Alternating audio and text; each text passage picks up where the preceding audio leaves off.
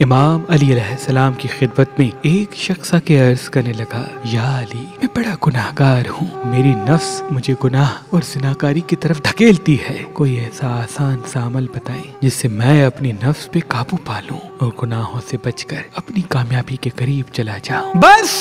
جیسے ہی یہ پوچھا گیا تو امام علی علیہ السلام نے فرمایا، اے شخص، اللہ اس شخص کو پسند کرتا ہے جو اپنے گناہوں پہ پشیمان ہوتا ہے اور اللہ سے معافی مانگ کر دوسری مرتبہ گناہ کرنے سے توبہ کرتا ہے۔ اگر چاہتے ہو کہ اس بد عمل سے بچو تو روز صبح روٹی کے ٹکڑے پہ یا غفار ہو یا رحمان یا اللہ ہو یا اللہ 7 مرتبہ پڑھو اور پھر اللہ سے دعا مانگو کہ اے اللہ مجھے گناہوں سے بچنے کی توفیق عطا فرما، مجھے ویسا کر دے جیسا تو مجھے دیکھنا چاہتا ہے۔ جب وہ روٹی کا ٹکڑا کھا کے تم دن کا آغاز کرو گے تو اللہ تمہیں وہ طاقت بخشے گا جس سے تم اپنی نفس پہ قابو پا سکو گے اور اپنی کامیابی، منزل اور خوشحالی کی طرف چلے جاؤ گے انشاءاللہ۔